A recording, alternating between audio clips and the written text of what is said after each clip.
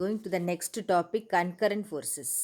Concurrent means the collection of forces is said to be concurrent if the line of forces act at the common point. அப்போ எல்லா ஃபோர்ஸஸும் ஒரு common பாயிண்ட்லேருந்து start பண்ணால் those forces are called as concurrent forces. ஒரே பிளேனில் இருக்கணும்னு அவசியம் கிடையாது. சப்போஸ் ஒரே பிளேனில் இருந்தால் அதுக்கு இன்னொரு பேர் இருக்குது, கோ பிளேனார் ஃபோர்ஸஸ். ஓகே, அப்போ கன்கரண்ட் ஃபோர்ஸஸ் அப்படின்னா என்ன மீனிங்? ஃபோர்ஸஸ் எல்லாமே ஒரு பாயிண்ட்லேருந்து ஸ்டார்ட் ஆகும். இப்போ ஃபோர்ஸ் இதில் F1 F2 F3ன்னு சொல்லியிருக்கோம். அந்த எல்லா ஃபோர்ஸுமே பார்த்தீங்கன்னா it is a meeting at a point O. So these three forces are called as concurrent forces. இப்போ கன்கரண்ட் ஃபோர்ஸஸ்னால் என்னன்னு சொல்லிட்டோம், the forces which are having a common point. அப்போ எல்லா ஃபோர்ஸஸ்க்கும் ஒரு காமன் பாயிண்ட் இருந்தால் அந்த such type of forces is called as concurrent forces. Okay, இப்போ இது உனக்கு புது டாப்பிக்கு, ஆல்ரெடி நீ பார்த்துருக்கா. அதே மாதிரி தான் இது. இப்போ இந்த ரெண்டு எக்ஸாம்பிள் காமிச்சிருக்காங்க பாரு. Two forces are acting in that point. இப்போ இந்த கன்கரண்ட் ஃபோர்ஸஸை வச்சு தான் we are going to state Lami's theorem. இப்போ if you are having system of three concurrent or coplanar forces are in equilibrium.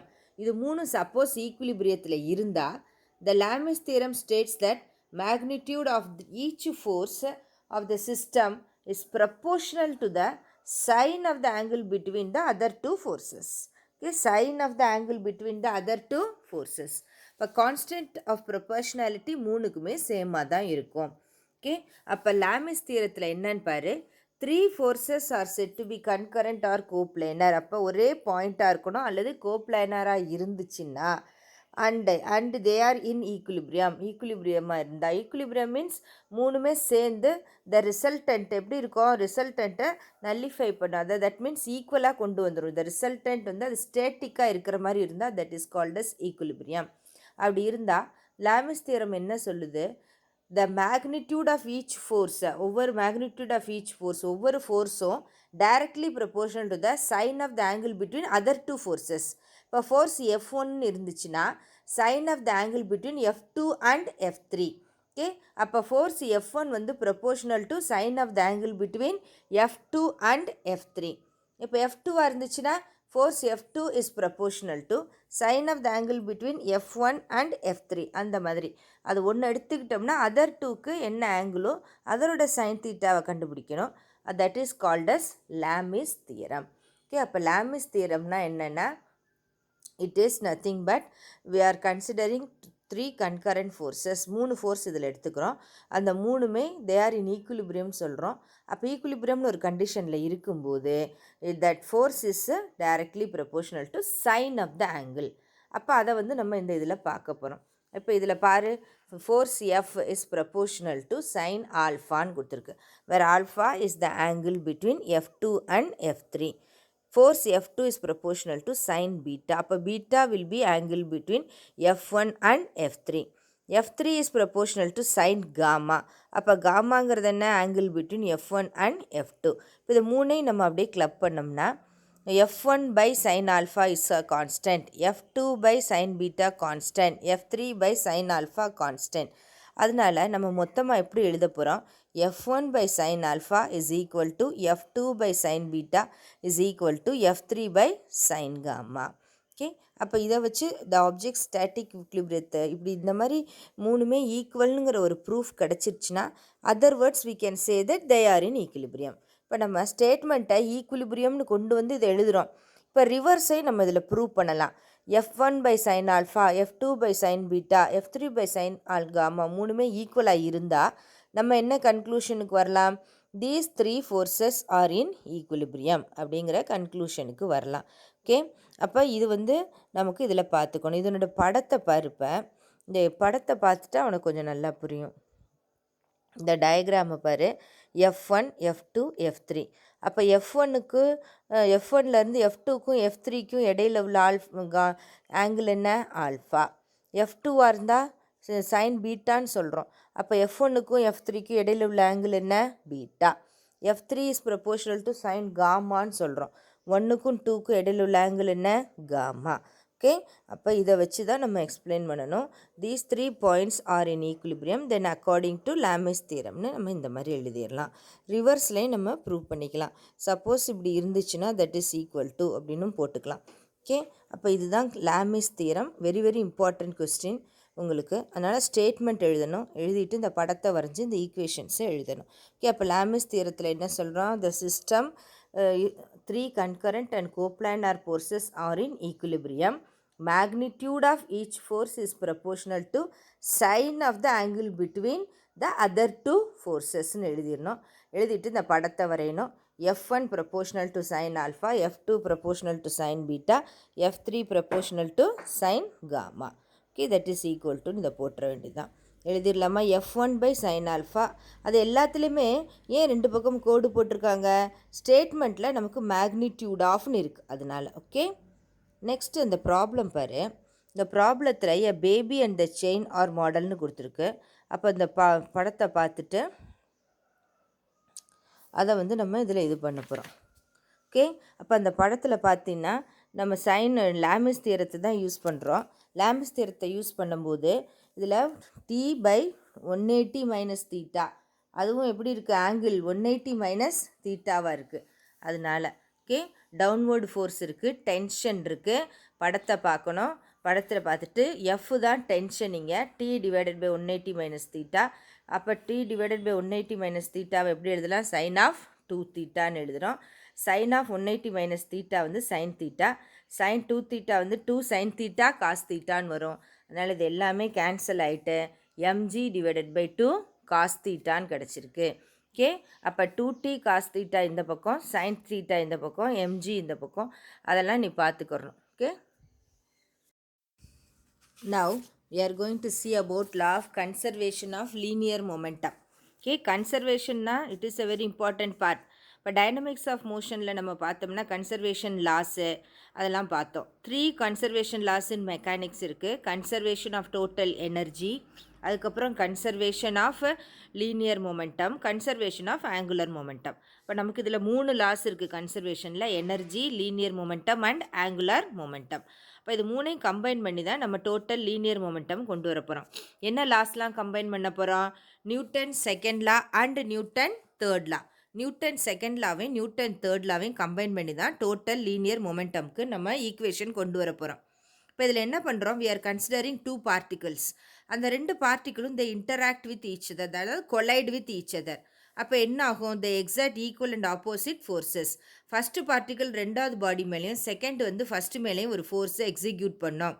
அப்போ according to Newton's third law, the particle 2 exerts exactly an equal and opposite force on particle 1. அப்போ force of 1 with respect to 2 will be equal to force of 2 with respect to 1. ஆனால் equal and ஆப்போசிட்னு சொன்னதுனால F12 will be equal to minus of F21 or F21 will be equal to minus of F12. இது எல்லாமே vector quantity, அதனால் vector F21 is equal to minus of vector F12. அப்போ நம்ம இந்த momentum of the particles தான் ஃபோர்ஸ்ன்னு சொல்லிட்டோம் Newton's second லா படி. அதனால் இதை எப்படி எழுத போகிறோம்? F12 is equal to dp1 by dt, d by dt of p1. p1னா என்ன? மொமெண்டம். F21 எப்படி எழுத போகிறோம்? d by dt of p2. p2ங்கிறது என்ன? Momentum of second particle. Okay, அப்போ இந்த ஈக்குவேஷன்ஸ்லாம் என்னன்னு புரியுதா? இங்கே நம்ம 2 லா யூஸ் பண்ணுறோம், Newton's second law and Newton's third law. Newton's third லாவில் என்ன சொல்கிறோம்? 2 பார்ட்டிகிள் எடுத்துக்கிறோம், it is colliding with each other. அப்போ the force on one is given to second and second is given to ஃபஸ்ட்டுன்னு சொல்கிறோம். அப்போ force of 1 is given to second அப்படிங்கிறத நம்ம என்ன சொல்கிறோம்?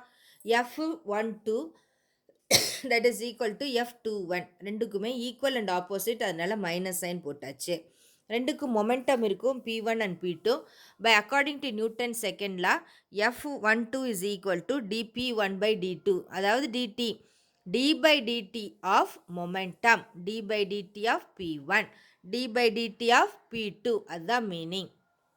ஓகே, அப்போ law of conservation moment, law of conservation of linear மூமெண்டமில் நம்ம எடுத்திருக்கிற லாஸ்லாம் என்ன தான்? Newton's second law and Newton's third law. அது ரொம்ப முக்கியம். அப்போ கன்சர்வேஷன் ஆஃப் லாஸில். அடுத்து இப்போ என்ன பண்ண போகிறோம், த மொமெண்டம் ஆஃப் பார்ட்டிக்கிள் 1 2ன்னு சொல்லியாச்சா. அப்போ இது ரெண்டுமே ஈக்குவல் அண்ட் ஆப்போசிட்னு சொல்லிட்டோம். அப்போ dp1 is equal to minus of dp2. மைனஸை இந்த பக்கம் கொண்டு வா, ப்ளஸ் ஆகிடும். டி பை டிடியை காமனாக எடு, p1 plus p2 equal to 0. அப்போ என்ன அர்த்தம், டிஃபரன்சியேஷன் ஆஃப் சப்ஸ்டன்ஸ் இஸ் 0 அப்படின்னா டிஃபரன்சியேஷன் ஆஃப் அ கான்ஸ்டன்ட் தான் 0. டிஃபரன்சியேஷன் பண்ணும்போது நமக்கு வேல்யூ 0 கிடைக்கணும் அப்படின்னு சொன்னால் நம்ம கான்ஸ்டண்ட்டாக இருந்தால் தான் நமக்கு 0 கிடைக்கும்.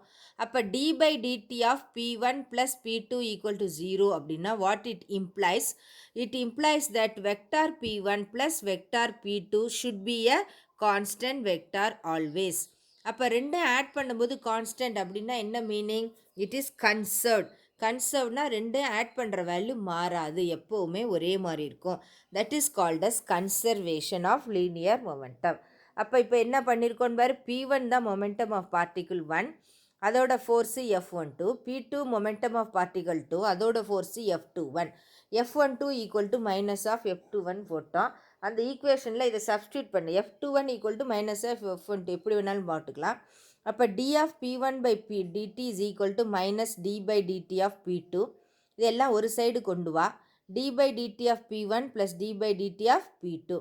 அப்போ d by dt of p1 plus p2 equal to 0ன்னு கிடச்சிருக்கு. அப்போ டிஃபரன்சியேஷனுக்கு எப்போ 0 கிடைக்கும், கான்ஸ்டண்ட்டாக இருந்தால் தான் 0 கிடைக்கும். அதனால vector p1 plus vector p2 is equal to a constant vector. அப்போ ரெண்டுமே கான்ஸ்டன்ட்னா என்ன அர்த்தம், that means the total linear momentum of these two particles p total is equal to p1 by p2. This is called as total linear momentum of the system. This is called as law of conservation of linear momentum. Two particles எப்போவுமே value கான்ஸ்டண்ட்டாக இருந்துச்சுன்னா then it is called as linear momentum. அப்போ p1 plus p2 is the total linear momentum of the two particles. அதுக்கு பேர் total linear momentum. அதுக்கப்புறம் if there is no external force acting on the system, the total linear momentum of the system is always a constant. இப்போ இந்த ஈக்குவேஷன்லேருந்து உனக்கு தெரியுது p1 plus p2 is equal to a constant. Okay, total linear momentum of the system is conserved in time. Conserve அப்படின்னா கான்ஸ்டன்ட்னு meaning. p1 plus p2 கான்ஸ்டன்ட்னு சொல்லணும் இல்லையா, அதை தான் இங்கே கன்சர்வ்டுன்னு கொடுத்துருக்காங்க. The forces F1 F21 and 1 2 are called as internal ஃபோர்ஸஸ்ன்னு சொல்கிறோம். Because they are acting between two particles மட்டும்தான், எக்ஸ்டர்னல் ஃபோர்ஸ் இங்கே கிடையாது. அப்போ லீனியர் மொமெண்டத்தில் in case of linear momentum the system is a constant vector or conserved. In the absence of external force, the total linear momentum is conserved. அதை பார்த்துக்கணும், சரியா. This is law of conservation of linear momentum. 5 மார்க்கில் கேட்பாங்க. அப்போ linear மொமெண்டம்னா என்னென்னு explain பண்ணிவிட்டு இந்த 4-5 equation இருக்குது அதையும் எழுதணும். எழுதிட்டு கீழே டிஸ்கஷன் இருக்குது வித்தியா, அதையும் எழுதணும். எழுதிட்டு ஸ்டேட்மெண்ட்டை கரெக்டாக போடணும். எக்ஸ்டர்னல் ஃபோர்ஸஸ் இங்கே கிடையாது அப்படிங்கிற இதையும் எழுதிடணும். There is no external force acting on the system. External force இருந்துச்சுன்னா இந்த லீனியர் மொமெண்டம் கன்சர்வ் ஆகாது, அதனால் அதையும் நமக்கு எழுதிடணும். ஓகே, இப்போ இது ஒரு 5 mark question, often asked question இந்த சாப்டரில். இது கொஞ்சம் ரொம்ப சிம்பிள் தான், 3 ஸ்டெப்பு தான் இருக்குது டெரிவேஷனில். அந்த 3 ஸ்டெப்பு நல்லா எழுதி படிச்சுக்கணும். ஸ்டேட்மெண்ட்டை கொஞ்சம் if there is no external forces acting on the system the total linear momentum p total vector is always a constant vectorங்கிற ஸ்டேட்மெண்ட்டை கரெக்டாக எழுதணும். அப்படி இல்லைன்னா செகண்ட் ஸ்டேட்மெண்ட் எழுதினாலும் சரி, ஏதாவது ஒரு ஸ்டேட்மெண்ட்டை கரெக்டாக எழுதியிருக்கணும். F1 and F2 internal forces தான், தே ஆர் நாட் எக்ஸ்டர்னல் ஃபோர்ஸஸ்ங்கிறதையும் மென்ஷன் பண்ணிடணும். ஓகே, இதை வச்சுட்டு ஒரு சின்ன எக்ஸாம்பிள்லாம் கொடுத்துருக்காங்க, அந்த எக்ஸாம்பிளை பார்க்க போகிறோம். இது ஒரு தியரிட்டிக்கல் ப்ராப்ளம் தான். இது நீ புரிஞ்சுக்கிட்டால் போதும், இது ரொம்ப ப்ராப்ளம்ஸில் அதிகம் கேட்குறதில்ல. நெக்ஸ்ட்டு பாரு, எக்ஸாம்பிள் 3.15. இந்த எக்ஸாம்பிள் 3.15ல் identify the internal external forces acting on the following சிஸ்டம்ஸ்னு கேட்டிருக்காங்க. 4 சிஸ்டம் கொடுத்துருக்காங்க. அதில் இன்டர்னல் ஃபோர்ஸ் எது, எக்ஸ்டர்னல் ஃபோர்ஸ் எதுன்னு கண்டுபிடிக்க சொல்லியிருக்காங்க. ஃபஸ்ட்டு சிஸ்டம் பார்த்தீங்கன்னா எர்த் அலோன் அஸ் சிஸ்டம், எர்த்தை மட்டும் எடுத்துக்கணும். அடுத்து எர்த்தையும் சன்னையும் கம்பைன் பண்ணி எடுத்துக்கணும். அப்புறம் our body as a walking system while walking, நடக்கும்போது நமக்கு பாடி இன்டர்னல் எது எக்ஸ்டர்னல் எதுன்னு ஐடென்டிஃபை பண்ணணும். அதுக்கப்புறம் நம்ம பாடியையும் எர்த்தையும் கனெக்ட் பண்ணணும். ஓகே, ஃபஸ்ட்டு எர்த்தை மட்டும் எடுத்துக்கிறோம். Earth orbits around the sun due to gravitational attraction of the sun. அப்போ எர்த்தை மட்டும் நம்ம சிஸ்டமாக எடுத்துக்கிட்டோம்னா சன்ஸ் கிராவிடேஷனல் ஃபோர்ஸ் இங்கே எக்ஸ்டர்னலாக மாறிடும். சிஸ்டத்துக்குள்ளே அது இல்லை. எதெல்லாம் சிஸ்டத்தில் இல்லையோ அதெல்லாம் எக்ஸ்டர்னல் ஃபோர்ஸ்னு எடுத்துக்கணும். If you take Moon into account, அதுவும் என்ன ஆயிடுச்சு, இப்போ எக்ஸ்டர்னல் ஃபோர்ஸ் ஆயிடுச்சு. அப்போ இந்த படத்தில் பார்த்தீங்கன்னா எர்த்துக்கு டாட்டட் லைன் கொடுத்துருக்கனால அதுதான் அதோட இன்டர்னல் ஃபோர்ஸு. அப்போ force exerted by the sun, அது என்னது, எக்ஸ்டர்னல் ஃபோர்ஸு. மூணாக இருந்தால் அதுவும் என்னன்னு சொல்லிட்டோம், எக்ஸ்டர்னல் ஃபோர்ஸ். அப்போ இதில் என்ன கொடுத்துருக்காங்கன்னு பார்க்கணும். எர்த்து அலோன்னா எர்த்து மட்டும்தான் சிஸ்டத்தில் இருக்குது. எர்த்தை தவிர எல்லாமே என்ன ஃபோர்ஸு, எக்ஸ்டர்னல் ஃபோர்ஸ். அப்போ எர்த்துக்கு என்னெல்லாம் ஃபோர்ஸ் அங்கே ஆக்ட் பண்ண பாசிபிலிட்டிஸ் இருக்குது, attraction due to sun, nearest moon இருக்குது. இந்த மூணுனாலே அட்ராக்ஷன் இருக்க வாய்ப்பு இருக்குது. அப்போ அது எல்லாத்தையுமே என்ன ஃபோர்ஸ்னு இப்போ கன்சிடர் பண்ணணும். we have to consider all these things as external forces. Okay, அப்போ கொஸ்டினில் பாரு, first point earth alone as a சிஸ்டம்னு இருக்கிறதுனால அதை அப்படி எடுத்துக்கணும். ரெண்டாவதுல பார்த்தீங்கன்னா earth and sun as a சிஸ்டம்னு கொடுத்துட்டாங்க. சன் அஸ் அ சிஸ்டம்னு அந்த சிஸ்டத்தில் யார் இருக்கா, எர்த்தும் இருக்குது சன்னும் இருக்குது. எர்த்து சன் ரெண்டுமே இருந்துச்சுன்னா அது ரெண்டையும் சேர்ந்து தான் ஒரு சிஸ்டம்னு எடுத்துக்கணும். ஓகே, ஃபஸ்ட்டில் எர்த் அலோன்னு கொடுத்தனால சன் சிஸ்டத்தில் இல்லை. அப்போ அது எது இல்லையோ அதை என்னன்னு கொடுக்கணும், எக்ஸ்டர்னல் ஃபோர்ஸுன்னு கொடுக்கணும். ஆனால் ரெண்டாவதுல பார்த்தீங்கன்னா earth and sun as a சிஸ்டம்னு இருக்கனால இது ரெண்டுமே சேர்ந்து தான் என்னன்னு வந்துடும், இப்போ இன்டர்னல் ஃபோர்ஸுன்னு வந்துடும். அப்போ அது ரெண்டும் இல்லாமல் இருக்கிறது தான் எக்ஸ்டர்னல் ஃபோர்ஸுன்னு நம்ம எடுத்துக்கணும். ஓகே, அப்போ earth and sun as a சிஸ்டத்தில் பார்த்தீங்கன்னா இங்கே 2 internal forces form an action and reaction pair. Gravitational force on the earth on the sun and sun on the earth ரெண்டுமே நடக்கும். ஓகே, ஃபோர்ஸ் ஆஃப் அட்ராக்ஷன் அப்படின்னு சொன்னால் Sun earth மேலே இருக்கும், எர்த்துக்கு Sun மேலே இருக்கும். அப்போ அது ரெண்டுமே இன்டர்னலில் வந்துடும். அதுக்கப்புறம் அது போக வெளியில் உள்ள ஃபோர்ஸஸ் தான் எக்ஸ்டர்னல் ஃபோர்ஸஸ்ன்னு எழுதணும்.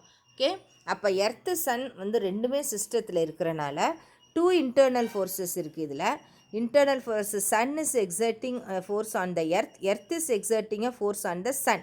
இப்போ ரெண்டுமே internal ஃபோர்ஸிங்க.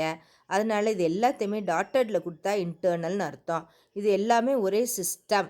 Okay, our body as a சிஸ்டம்னு கொடுத்துருக்காங்க. அடுத்து வைல் வாக்கிங், நம்ம நடக்கும்போது we exert a force on the earth exerts an equal force and opposite force on our body. ஆனால் இதில் அவங்க கொடுத்துருக்கிறது கன்சிடர் ஒன்லி யுவர் பாடின்னு கொடுத்துருக்கனால நம்மளுக்கு என்ன செய்ய போகிறோம், இங்கே நம்ம பாடி மட்டும்தான் இன்டர்னல் ஃபோர்ஸு, எர்த்தை என்னன்னு கொண்டு வந்துடணும், எக்ஸ்டர்னல்னு கொண்டு வந்துடணும். கொடுத்துருக்கிற சம்மில் யுவர் பாடி மட்டும்னு கொடுத்துருக்கனால இது இன்டர்னல், அதர் தேன் தட் எல்லாமே என்னது, எக்ஸ்டர்னல்.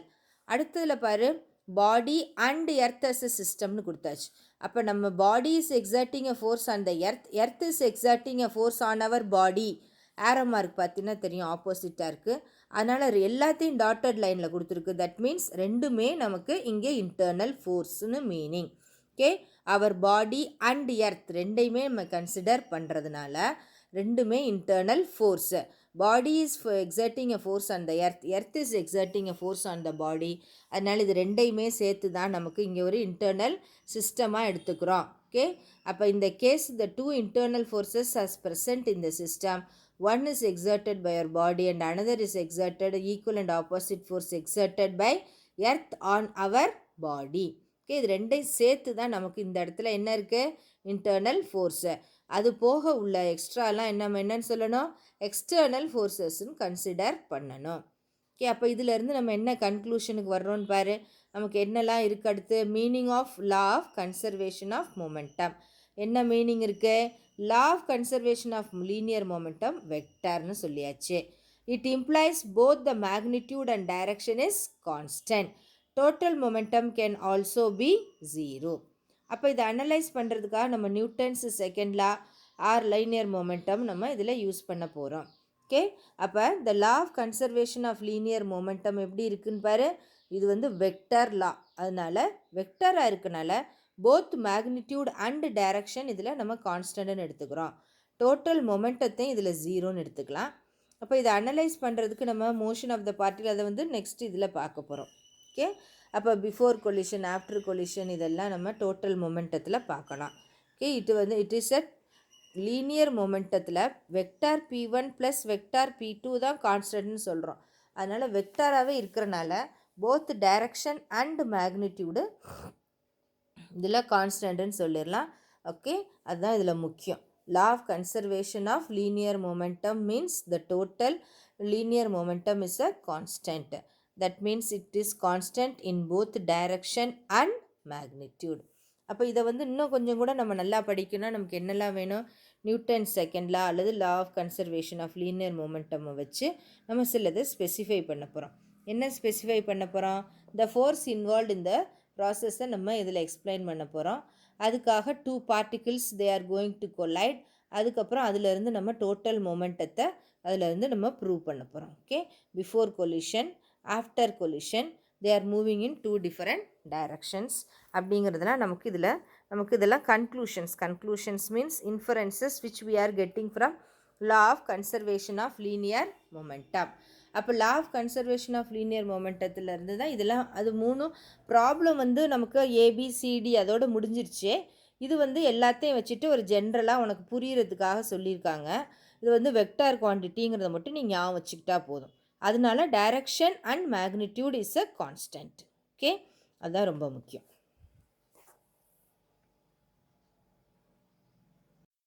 ஓகே, அப்போ இந்த அனலைஸ் பண்ணும்போது நம்ம Newton second law of conservation of linear momentum பார்க்குறோம். த ப்ராசஸ் இன்வால்வ்டு என்னெல்லாம் இதில் இருக்குதுன்னு பார்க்குறோம். By conservation of this linear momentum இதில் நம்ம வந்து we are not taking into any other does not require any other force. Okay, அப்போ இதில் வந்து நம்ம 2 எக்ஸாம்பிள்ஸ் எடுத்துக்கிறோம். ஒரு example, 2 particles collide and the force is exerted by these 2 particles. அதில் என்னன்னு பார்க்க போகிறோம். ஃபஸ்ட்டு இதில் 2 பார்ட்டிகிள் பாரு. இப்போ ஒன்று க்ரீன் ஒன்று ரெட்டில் கொடுத்துருக்காங்க. these 2 objects before collision they are moving in 2 different directions. Okay, before collision அது ரெண்டும் எப்படி இருக்குது? 2 different directionsல இருக்குது. ஆப்போசிட் டைரக்ஷனில் வந்து they are colliding. கொலைட் ஆனோடனே கொலிஷன் டேக்ஸ் பிளேஸ். கொலிஷன் நடக்கும்போது என்ன ஆகும்? Force of 1 will be given to second and force of second will be given to first. அதான் நம்ம already by Newton's third law பார்த்துட்டோம். Force of 1 is given to second and force of second is given to first. and as a result first வந்து செகண்டோட ஃபோர்ஸை வாங்கிட்டு according to Newton's third law it is moving in the opposite direction. அதனால என்ன ஆகுது? வந்த டைரக்ஷனை விட்டு இது ஆப்போசிட்டில் போகுது. அதே மாதிரி இந்த க்ரீன் கலரும் பாரு, வந்த டைரக்ஷன்லேருந்து ஆப்போசிட் டைரக்ஷனுக்கு போகுது. Okay, when 2 particles collide the forces exerted by these 2 particles to each other is நம்ம கரெக்டாக ஸ்பெசிஃபை பண்ண முடியாது. ஆனால் நம்ம இதில் we can apply the law of conservation of linear momentum and say that after collision they exert a force on each other. First second ஃபஸ்ட்லேயும் ஒரு force exert பண்ணுறனால they are moving in opposite directions. இதை நம்மளால் analyse பண்ண முடியும். Okay, எக்ஸாக்டாக நம்ம கண்டுபிடிக்க முடியாட்டா கூட இதை தான் நம்ம பண்ண முடியும். அடுத்து ஒரு எக்ஸாம்பிள் கொடுத்துருக்காங்க. Consider a firing of a gun ஃபயரிங்கை பார்க்குறோம். ஹியர் த சிஸ்டம் வந்து கன்னும் இருக்குது புல்லட்டும் இருக்குது. இனிஷியலி கன் புல்லட் ரெண்டுமே ரெஸ்ட்டில் இருக்குது. அப்போ total momentum of the system to start with எப்படி இருக்கும்? 0. P1ங்கிறது மொமெண்டம் ஆஃப் த புல்லட், P2ங்கிறது மொமெண்டம் ஆஃப் த கன் அப்படின்னு கன்சிடர் பண்ணுறோம். முதல்ல ரெண்டுமே ரெஸ்ட்டில் இருக்குது. அப்போ P1 0 P2 0. ஓகே, இப்போ இதில் பார்க்கலாம். Recoil force of the gun bullet அதில் கொடுத்துருக்குறாங்க. இப்போ இதில் நம்ம என்ன ஃபஸ்ட்டு கன்சிடர் பண்ணுறோம்? சிஸ்டம் அப்படின்னு சொன்னால் கன் புல்லட் ரெண்டுமே ஒரே சிஸ்டமாக எடுத்துக்கிறோம். அப்போ அந்த கன்னுக்கு ஒரு மொமெண்டம் இருக்கும், புல்லட்டுக்கும் ஒரு மொமெண்டம் இருக்கும். ரெண்டையும் P1 P2ன்னு எடுத்துக்கிறோம். ரெண்டுமே இனிஷியலி அட் ரெஸ்ட்டுன்னு சொல்லியாச்சு ஸ்டார்டிங்க்கு. அதனால P1 = 0 P2 = 0ன்னு கொடுத்துருக்காங்க. ஓகே, அப்போ நம்ம ஸ்டார்ட் பண்ணுறதுக்கு முன்னாடி இதை டோட்டல் லீனியர் மொமெண்டம் கண்டுபிடிக்கிறோம். P1 + P2 ரெண்டுமே 0வாக இருக்கனால total linear momentum before firing becomes 0. Firing start பண்ணுறதுக்கு முன்னாடி டோட்டல் லீனியர் மொமெண்டம் என்ன? It is 0. ஓகே, அப்போ இது ஒரு இம்பார்ட்டண்ட்டு எக்ஸாம்பிள், இதை பார்த்துக்கணும். ரீகாயில் ஆஃப் த கன்னுன்னு கேட்பாங்க 3 மார்க்கில். இப்போ நீ இந்த படம்லாம் வரையணும்னு அவசியம் இல்லை, சும்மா ஜஸ்ட் ஒரு ஆரோ மார்க்கை போட்டுட்டு ஒரு புல்லெட்டு கன்னுன்னு போட்டால் போதும். ஓகே, அப்போ total linear momentum before firing ஜீரோன்னு சொல்லிட்டோம். According law of conservation of momentum, total linear momentum is conserved. அப்படின்னா என்ன அர்த்தம்? Total linear momentum before firing should be equal to the total linear momentum after firing. Before firing 0 இருந்தால் after ஃபயரிங்கும் total linear momentum will be 0. அப்போ கன்னை நம்ம fire பண்ணுறோம். Forces exerted by the gun on the bullet வந்து forward டைரக்ஷனாக இருக்கும். Momentum வந்து ரெண்டுலேயுமே இப்போ சேஞ்ச் ஆயிடுச்சு. P1 வந்து P1 டேஷ்ன்னு சொல்கிறோம், P2 வந்து P2 டேஷ்ன்னு சொல்கிறோம். அப்போ கன்சர்வேஷன் ஆஃப் லீனியர் மொமெண்டமில் P1 dash plus P2 dash equal to 0ன்னு கொடுக்குறோம். ஏன்? Law of conservation of linear மொமெண்டமில் the momentum before collision will be equal to after. அப்போ பிஃபோர் ஃபயரிங் வந்து டோட்டல் மொமெண்டம் 0, அதனால ஆஃப்டர் ஃபயரிங்கும் 0ன்னு சொல்கிறோம். P1 dash is equal to minus of P2 dash. Okay, அப்போ the momentum of the gun is exactly equal and opposite. அப்போ exactly equal and opposite இதில் இருக்குது. Opposite to the direction of the momentum of the bullet. அதுதான் reason the gun suddenly moves backward with a momentum of minus P2, okay, P2 dash. This is called as recoil momentum. ஒரு கன்னை வச்சு நம்ம fire பண்ணும்போது bullet மேலே போயிடுச்சுன்னா அந்த கன்று லைட்டாக ஜெர்க் ஆகும் மேலே. அதனால தான் தோளில் வைக்கிறாங்க இந்த கன், அப்படி வச்சுட்டு இது பண்ணுறாங்க. கன்று ஹெவியராக இருக்கும், அதனால் ரீகாயில் குறையும். Okay, this is recoil of the gun. அடுத்து இன்னொரு எக்ஸாம்பிள் பார்க்க போகிறோம். 2 ஆப்ஜெக்ட்ஸ் எடுத்துக்கிறோம். One is at rest, another is moving towards the forward particle. They collide and after collision they move in arbitrary direction. ஆர்பிட்னா 2 different direction அர்த்தம். அப்போ before கொலிஷனோட total momentum should be equal to the total momentum after collision according to law of conservation of momentum. Okay, total momentum before collision will be equal to total momentum after collision according to law of conservation of linear momentum. Before collision பாரு, ஒன்று வந்து ரெஸ்ட்டில் இருக்குது, இது வந்து collide பண்ணுது. Okay, அப்போ ஒன்றுக்கு மட்டும்தான் மூவ்மெண்ட் இருக்கும், இன்னொன்று ரெஸ்ட்டில் இருக்குது. ஆஃப்டர் கொலிஷன் M1 ஒரு டைரக்ஷனில் போகுது, M2 ஒரு டைரக்ஷனில் போகுது. Total momentum vector before and after collision points in the same direction. P total bar arrow mark நேராக போயிட்டுருக்கு. Total linear momentum is a constant before and after collision. At the time of the collision, each particle exerts a force on the other. First வந்து second வந்து okay, the collision of first is given to the second on the first. அப்போ இந்த மாதிரி நமக்கு collide பண்ணிகிட்டு இருக்கு. அப்போ total linear momentum constant before and after கொலிஷன்னு சொல்லியாச்சு. ஓகே, அப்போ த டைம் ஆஃப் கொலிஷனில் these 2 forces are considered as internal forces, external forces கிடையாது. அப்போ total linear momentum will not be altered by the internal forces. இது internal ஃபோர்ஸாக இருக்கிறதுனால அதில் எந்த வித சேஞ்சும் இருக்காது. The total linear momentum will be conserved. இது அனதர் எக்ஸாம்பிள். அப்போ இது வந்து 2 டிஃப்ரெண்ட் டைரக்ஷன்ஸில் போனால் கூட த மொமெண்டம் பார்த்தீங்கன்னா ஆரோ மார்க் பாரு ஸ்ட்ரெயிட் லைனாக தான் இருக்குது. It shows that the direction is exactly the same. As a result of internal forces only, they are moving in these 2 directions. Internal force will not change the total momentum. அதனால் அதை பார்த்துக்கலாம். அதை பார்த்துட்டு நம்ம இது பண்ணிக்க வேண்டியதுதான். ஓகே, அப்போ இது வந்து நமக்கு தேர்ட் எக்ஸாம்பிள். இந்த தேர்ட் எக்ஸாம்பிள் வந்து டயக்ராம் வரையணும், ஆரோ மார்க் முக்கியம், இந்த எக்ஸ்ப்ளனேஷனை கரெக்டாக கொடுத்துடணும். லீனியர் மொமெண்டம் இஸ் கன்சர்வ்டுங்கிற வேர்டை மறந்துடாமல் எழுதிடணும். It is not altered. என்ன காரணம்னு கேட்பாங்க. It is not altered because these 2 forces are acting internally. Internal force வந்து எப்போவுமே நமக்கு மொமெண்டத்தை டிஸ்டர்ப் பண்ணாது. ஓகே, இந்த case of external forces, no external force தான் நமக்கு ஸ்டேட்மெண்ட்டே. இன்டர்னல் ஃபோர்ஸாக இருக்கனால இதில் எந்த வித சேஞ்சஸும் இருக்காது அப்படிங்கிறத மென்ஷன் பண்ணிக்கணும். தனித்தனியாக எக்ஸாம்பிள் கேட்டால் எழுதிக்க வேண்டியதான். ஓகே, நெக்ஸ்ட்டு பாரு இம்பல்ஸ். இம்பல்ஸ் அப்படின்னு சொன்னாலே a very large force acting on a very short duration. Okay, large ஃபோர்ஸாக இருக்கும் ஆனால் வெரி ஷார்ட் டியூரேஷனுக்கு இருந்தால் that force is called as impulsive force or impulse. இப்போ force acts on the object at a very short interval of time, அதனால் delta டின்னு சொல்கிறோம். Or F into dt. F into dt is equal to force into time, that is equal to rate of change of momentum change of momentum, அதனால் டிபின்னு போடுறோம். Okay, அப்போ force acts on a very large force acting for a short interval of time. இதை integrate பண்ணுறோம். Okay, initial to final DP, initial to final FDT. அப்போ upper limit minus lower limit. இப்போ PF minus PI. பிஐனா initial momentum for time TI, பிஎஃப்னா final momentum of the object for time TF. இந்த integral TI to TF F into DD. Okay, அப்போ இம்பல்ஸை வந்து நம்ம என்னென்னு சொல்கிறோம், very large force acting for a very short interval of time. அதனால தான் டெல்டா டின்னு கொடுக்குறோம், அதை டிடின்னு கொடுத்தாச்சு. Fdt is equal to dp. அதை பார்த்துக்கோங்க. இன்டகிரேட் பண்ண போகிறோம் ஆன் போத் சைட்ஸ். இன்டகிரேட் பண்ணனா என்ன அர்த்தம், இனிஷியல் டு ஃபைனல். அதனால் ஐ வந்து இனிஷியல், எஃப் வந்து ஃபைனல். ஐங்கிறது இனிஷியல், எஃப்ங்கிறது ஃபைனல். ஓகே, அப்போ இனிஷியல் டு ஃபைனல் நம்ம இதை கன்சிடர் பண்ணிக்கிறோம். அதை பார்த்துக்கணும். அப்போ சேஞ்ச் இன் மொமெண்டம் தான் இனிஷியல் மைனஸ் ஃபைனல்னு சொன்னாலே that is nothing but change in momentum. அப்போ சேஞ்ச் இன் டைம் இன்டர்வல் என்ன, டிஐ மைனஸ் டிஎஃப்.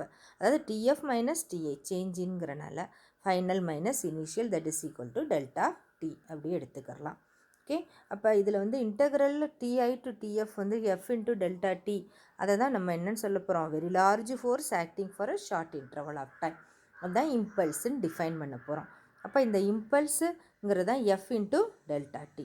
அப்போ இம்பல்ஸுக்கு வந்து நொட்டேஷன் வந்து ஜே, அண்டு இங்கே வந்து பிஎஃப் மைனஸ் பிஐன்னு இருக்கனால சேஞ்ச் இன் மொமெண்டம்னு இருக்குது. அதனால் அந்த நம்ம இம்பல்ஸை வந்து சேஞ்ச் இன் மொமெண்டம்னு கூட இங்கே டிஃபைன் பண்ணிடலாம்.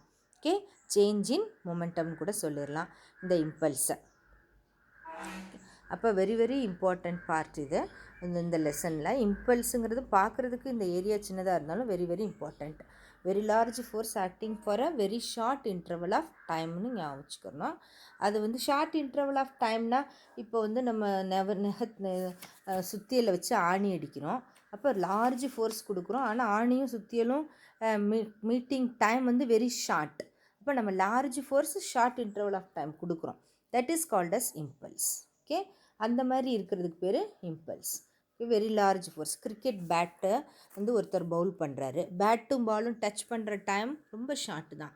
அப்போ அந்த மாதிரி இருக்கிற ஃபோர்ஸுக்கு பேர் தான் என்னன்னு சொல்கிறோம், impulse. Very large force acting for a very short interval of time is called as impulse. அதனுடைய ஃபார்முலாவை பார்த்துக்கணும். இப்போ இதில் வந்து எஃப் இன்ட்டு டிடி தான் என்னென்னு சொல்லிட்டோம், இம்பல்ஸு. அப்போ அதோட நொட்டேஷன் வந்து ஜே. பிஎஃப் மைனஸ் பிஐனா சேஞ்ச் இன் மொமெண்டம்.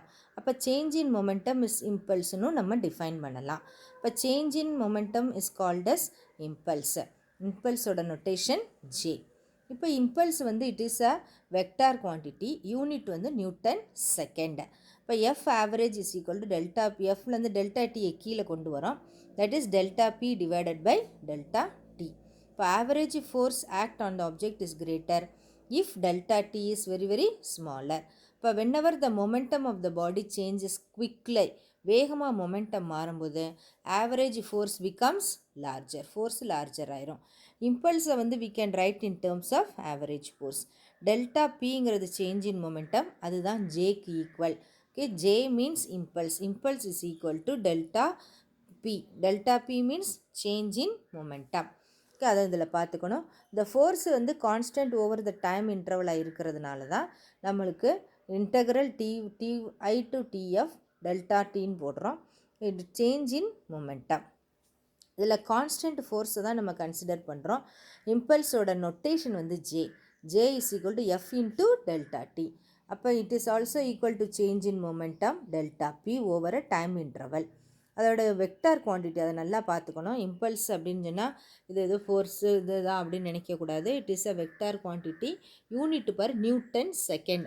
ஏன்னா இம்பல்ஸ்னால் என்னன்னு சொல்லிட்டோம், வெரி லார்ஜ் ஃபோர்ஸ். ஃபோர்ஸோட யூனிட் என்ன, newton. Short interval of time, டைமோட யூனிட் என்ன, செகண்ட். அதனால தான் இம்பல்ஸோட unit newton second. Force into time taken. அதனால் ஃபோர்ஸோட யூனிட் நியூட்டன், டைமோட யூனிட் செகண்ட். அதனால தான் இம்பல்ஸோட யூனிட் என்னன்னு சொல்கிறோம், நியூட்டன் செகண்டுன்னு சொல்கிறோம். சரியா? அதுக்கப்புறம் பார்த்தீங்கன்னா இதோட கிராஃபிக்கல் ரெப்ரசன்டேஷன் இருக்குது. கிராஃபிக்கல் ரெப்ரசன்டேஷனில் we are drawing a graph between force and time. இப்போ இது பார்த்தீங்கன்னா டைம் T1ல் என்ன ஃபோர்ஸு, T2 வரைக்கும் ஃபோர்ஸ் கான்ஸ்டண்ட்டாக இருக்குது. அப்போ area of the graph force into time length into breadth தான் ஏரியா. அப்போ ஃபோர்ஸ் ஒய் ஆக்சிஸில் ஃபோர்ஸு, எக்ஸ் ஆக்சிஸில் டைம். ஒய் ஆக்சிஸில் ஃபோர்ஸ் எஃப், எக்ஸ் ஆக்சிஸில் T1 minus T2. Force into time அப்படிங்கிறது என்ன, இம்பல்ஸ். அப்போ area under force time graph gives you impulse. Another inference graphical ரெப்ரசன்டேஷனில் இம்பல்ஸ் கண்டுபிடிக்கணும்னா we have to find out the area. வேரியபிளாக இருந்துச்சுன்னா வேரியபிளுக்கு ஏரியா கண்டுபிடிக்கணும். இதுக்கு ஒரு சின்னதாக ஒரு எக்ஸாம்பிள் கொடுத்துருக்காங்க. A cricket player catches the ball when he pulls the hands gradually in the direction of the ballனு கேட்குறாங்க. அப்போ அந்த கிரிக்கெட் மேட்ச்ல எல்லாம் பார்த்துருப்பா, அவங்க அப்படியே கையை கீழே கொண்டு வந்துக்கிட்டே தான் கேட்ச் பிடிக்கிறாங்க, உடனே பிடிக்காம. அதுக்கு என்ன ரீசன்? கிரிக்கெட் கேட்சஸ் த பால் பார்த்தோம். அப்போ கேட்ச் பிடிக்கிறவங்க பார்த்தீங்கன்னா அந்த பாலுக்கு கீழே அப்படியே கையை கொண்டு வந்துக்கிட்டே இருப்பாங்க. டக்குன்னு பிடிச்சாங்கன்னா அவங்க கையில் நிறைய காயம் வந்துடும். அதை அவாய்ட் பண்ணுறதுக்காக they are increasing the time. Okay, if he stops his hand soon after catching, the ball will comes to rest. ஆனால் the momentum of the ball is brought to rest very quickly. அப்போ பாடியில் will be very large, நமக்கு நிறைய காயம் ஏற்படும். அதனால கொஞ்சம் கொஞ்சமாக அந்த டயத்தை இன்க்ரீஸ் பண்ணிக்கிட்டே இருக்காங்க. Very large force acting for the short interval of டைம்னு சொல்லிட்டோம்.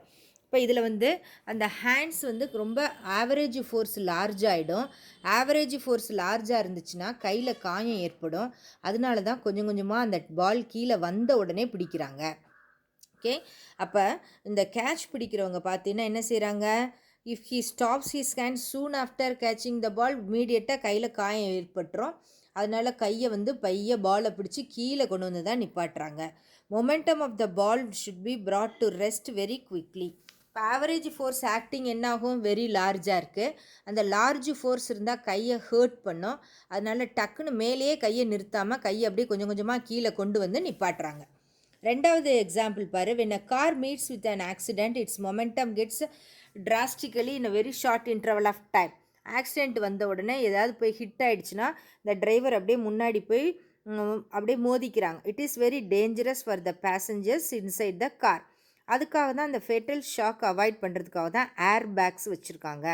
மொமெண்டம் ஆஃப் த பேசஞ்சர் கொஞ்சம் கொஞ்சமாக குறையும், ஆவரேஜ் ஃபோர்ஸு குறையும். அதனால அவங்களுக்கு இருக்கிற காயங்கள் கொஞ்சம் குறையும்.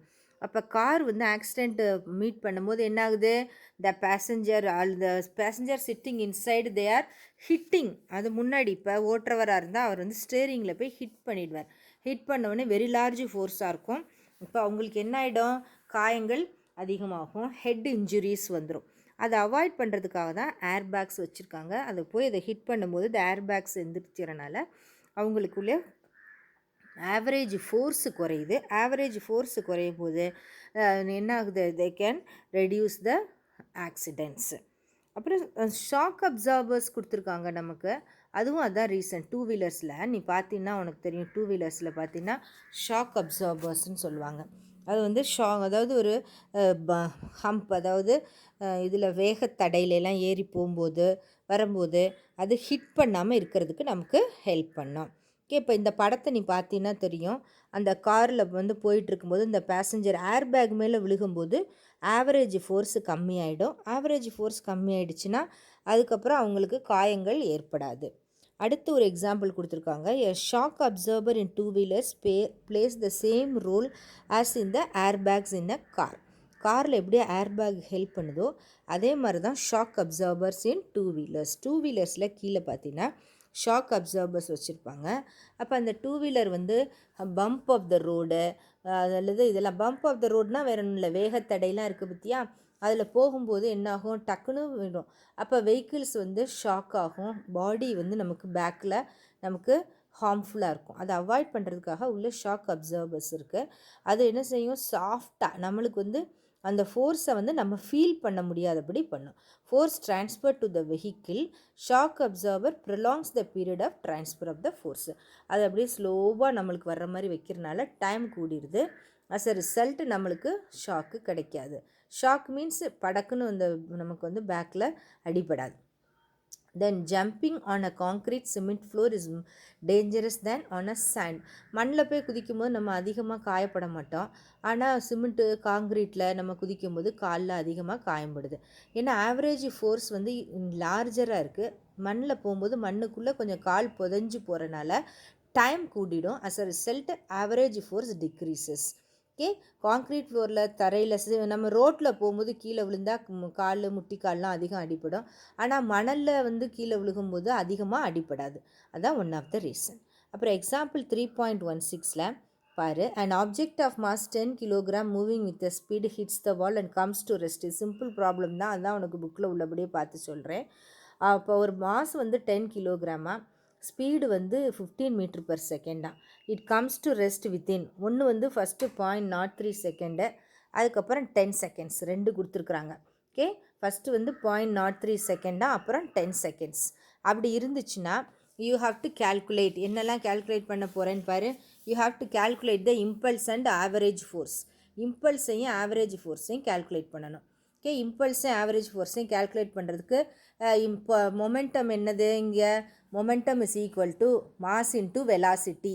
அப்போ இம்பல்ஸ் வந்து ஃபஸ்ட்டு இது தனித்தனியாக கண்டுபிடிக்கிற சேம். ஆவரேஜ் ஃபோர்ஸ் பார்த்தீங்கன்னா 150/0.03, இதில் 10. அப்போ 10க்கு வந்து லெஸ்ஸராக இருக்குது, 0.03க்கு